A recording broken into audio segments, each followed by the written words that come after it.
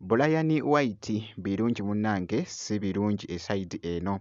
Oh my god, ekibadde munnange ate mukatambi ho ebyamaawo abadde alina munnange ate byayogera naye muganda wange atabuse bitya eside eno bingenda okubeera nga nkuyitayitiramuko mu maaso awo. Jjukira nti nno abadde munnange ate live ku mikutu munnange ate eky'enjawulo bingenda okubeera nga nkutuusaako maaso awo. Ngenda kubeera nga nkutuusaako ebya Dr. Jose Chameleone wabadde wali munnange ate mu Kumi district ate nga Gravity Omutujju kosa ne speaker bibadde bitya bingenda okubeera nga njija nabyo munnange ate maaso awo. Kakasa nti video ogimpeera like kosa ate n'okusubscribinga kasita obeera nga tonnaba. Pampita Geminati sinza ku Geminati Yugi kansoka munnange ate nkutegeezeeko nebibadde bitambula wali munnange ate ku social media.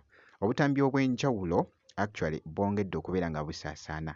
Brian White oh my god, ekibadde mu katambi kinajjukirwa nti ku lugambo munnange ate olubadde lutambula oba olukyagenda maaso munnange ate okutambula olwa girlfriend we agambibwa munnange ate okubeera nga yafiira munnange ate ewuwe eside eyo. Bibadde nga bikyatambula nnyo munnange okwetooloola social media naye muganda wange ekibadde ku kitanda kibadde kikambwe nnyo. Kansooke mbikuwe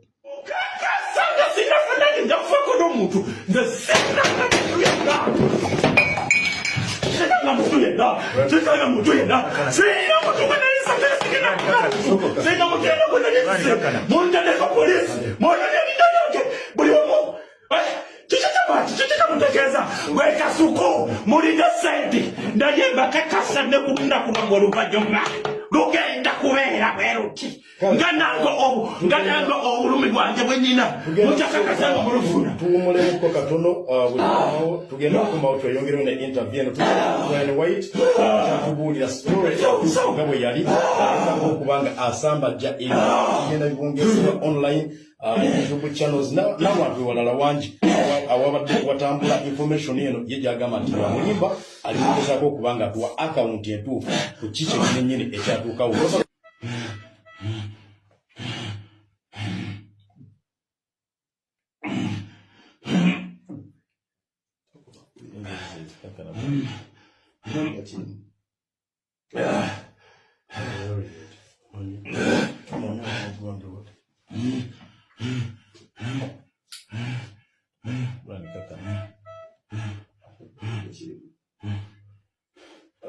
Olina kirimu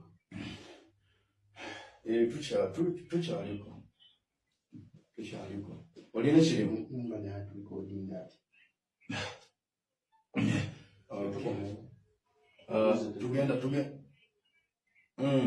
tukyagenda maaso ne interview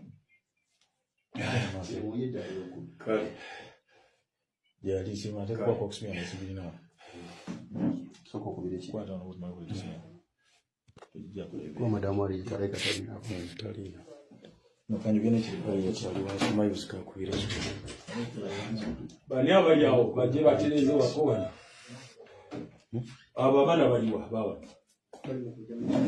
mulaziwo okujja okutereza bino ebintu baddewo muzee tikati mulabe nti ebintu bigwa mu soko okujja okubitereza ebyokunywa biwalese biriwa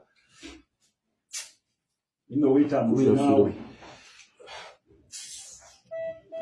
ekyayoba kampe nekyaye nekanyogera ne bannayuganda soogera naawe ambuuza byombuuza ekyakalo kye babadde bakugamba kye babadde baagala okulowooza nti yafiira wange kale otafiirangako wange nkubuulidde endambula bwe zaali omuliro gwatwokya ng'ennaku z'omwezi 23 ne bandeeka mu ddwaliro lino lyesoogedde ne bamutwala ku mabirizi kubw'okuleekana ku Salama Road n'afuna treatment ng'era njogerezeganya naye olukakafu we buli neeba n'agenda ne baddamu okujjayo kubanga tulina wanene ebitongole ebyempuliziganya basobola okuddamu to extract all conversations ne tuziwuliriza.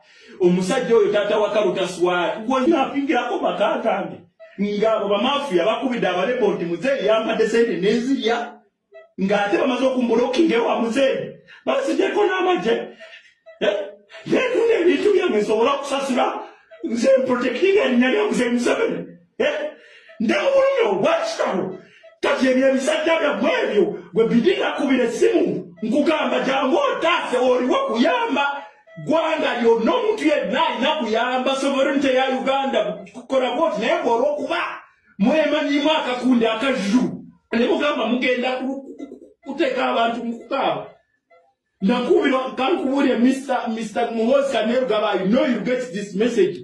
You have a very nice DI. That man God is seeing him. He tried his best. My hands are tied right now, brother.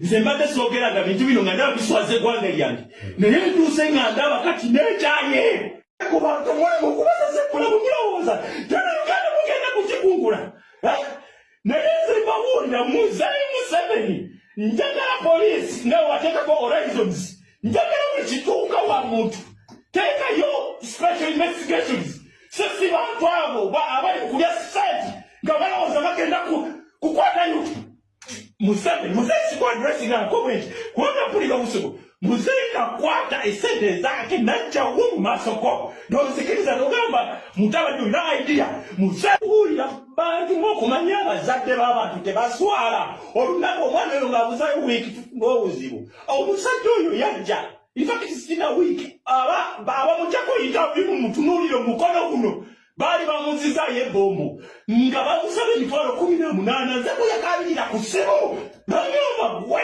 nze kunyamba munange emikono gigenda kuvunda tetulina bwe tuli omukazi enyigiza mu bintu bya lubaale sira kyeddina owulira mukono gugenda kuvunda beetaga emitwalo 18 abadde mu bantu ngende bamutunga okukoma waawe waka olwo lwe bajja lwatuwoleza omusajja azze kusaba mwana basaba mwana sente zakulya nga n'ebirogo bibeefuukidde bagaba basiba ekinnya kya ttooyi naye nga balina enswera 3 zibakoba emisinde awo birungi si birungi esayidi eyo nja kubeera nga nkuwa update yonna enaafaayo esayidi wabula nga kankwongereyoko wali ku Dr. Jose Chameleone munnange olunaku olwaleero yabaddeko ko wali mu Kuumi district wabula nga ekyabadde wali munange ate ku stage bw'atyo bwe yalabiddwako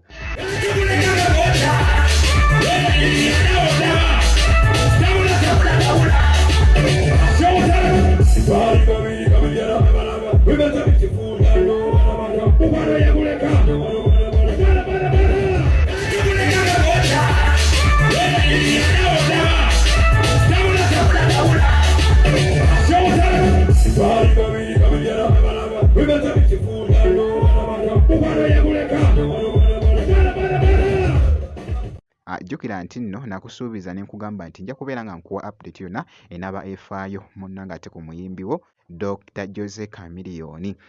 Ku sayidi y'emu nga nkwongeddeyoko Gravity Omutujju kw'ossa ne Speaker Anita Amongo munnange beeguddeko esayidi eno nga bw'ogezaako okulaba wabula ebifaananyi bino bibadde bikutte munnange ate vibe ku social media. Pause wali nga bw'ogezaako munnange ate okulaba Speaker kw'ossa ne Gravity Omutujju bannange bibadde bikutte munnange ate vibe esayidi eyo. Gravity Omutujju kw'ossa ne Speaker babadde beeguddeko mu bifaananyi awo nga bw'ogezaako munnange ate okulaba nkugambye byogeza abamu obwamma esayidi eyo Gravity Omutujju. Leero nno munnange ate bwenti bwe mukyekinzeko kakasa nti osubscribinga ebisigadde byonna munnange ate obiturekere tujja kubeera nga tukuwa update.